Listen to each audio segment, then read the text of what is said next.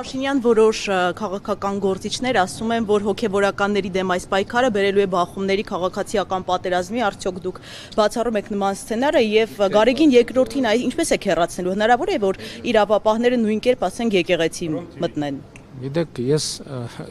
անհեթեթ եմ համարում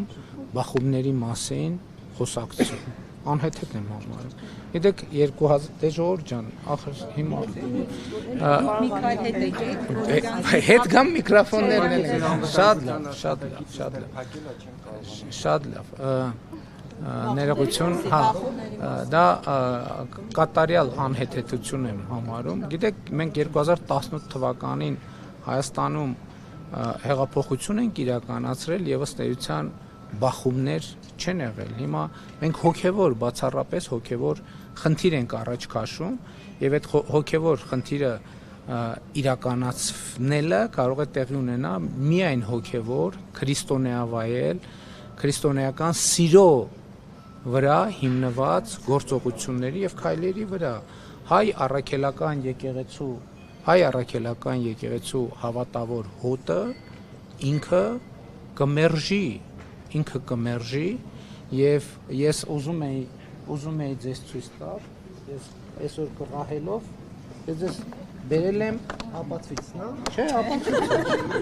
Ես ձեզ բերել եմ այն մյուս գիրքն, այս գիրքը տեսեք, Մայրա Թոր Սուրբ Էջմիածին համաբարբար կանոնագիր հայոց։ Այս եւ ահա այս գրքերի մեջ է սահմանված, սրանք հայ առաքելական եկեղեցու դարերով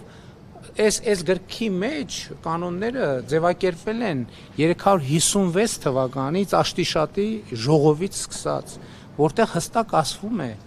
որ կուսակրոնությունը խախտած եպիսկոպոսը, ես գիտեք, որ կաթողիկոսը նույնպես եպիսկոպոս է, կարգալույծ է արվում, նրանք չեն կարող ընդհանրապես խորանին մոտենալ, նրանք չեն կարող հաղորդակից լինել հայ առաքելական եկեղեցու սրբություններին, եւ դա ոչ թե ես եմ ասում, դա սահմանված է մեր նախնիների սուրբ ավանդով, պատգամով եւ կանոններով։ Այստեղ ահագին բառեր կան իմիջայլոց, ես կարդացել եմ, ահագին բառեր կան, ես հիմա, չէ, հումոր չեմ ասում, նոր բառեր էլ կան, ձեզ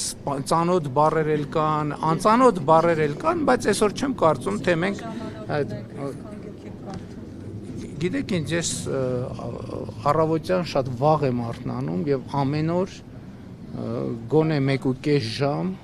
նվիրում եմ ընթերցանությանը, եկեղեցու, գիտեք ինչ, վերջին շրջանում, վերջին ամիսներին հիմնականում հայ ժողովրդի պատմությանը, մեր եկեղեցու պատմությանը, մեր եկեղեցու ավանդներին, մեր եկեղեցու կանոններին,